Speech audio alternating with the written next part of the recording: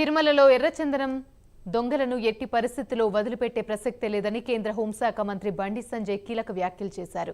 ఎర్రచందనం పేరుతో దొంగదండాలు చేసి జాతీయ సంపదను దోచుకున్నారని సంచలన కామెంట్స్ చేశారు.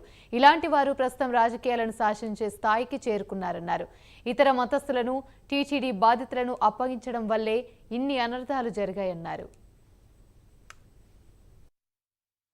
పాలకులు గత కమిటీ నిర్వాహకులు చేసినటువంటి నిర్వాహకం గురించి చెప్తా ఉన్నారు. అక్రమ దందా, లంగ దందా, లఫంగ దందా, దొంగ దందాలు చేసి వాళ్ళ స్వామివారి ఆస్తిని జాతీయ సంపదను కొల్లగొట్టే ప్రయత్నం చేశారు.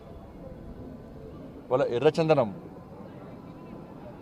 వీళ్ళంతా వీరప్పన్ వారసులు. అంతా కూడా వీరప్పన్ వారసుల చేతిలో మొన్నటి వరకు కూడా టీటీడీ ఉండే.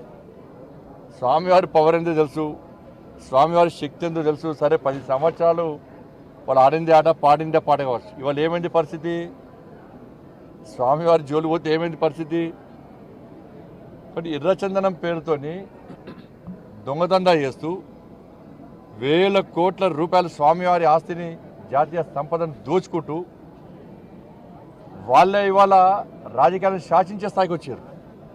రాజకీయ నాయకులను వాళ్ళ గుప్పిట్లో పెట్టుకొని ఎన్నికల్లో గెలవాలన్నా, ఎన్నికల్లో ఖర్చు పెట్టాలన్నా, పార్టీలు నడవాలన్నా, చివరకు ప్రభుత్వాన్ని కూడా అప్పులు ఇచ్చే స్థాయికి వచ్చినంటే ఇంతకన్నా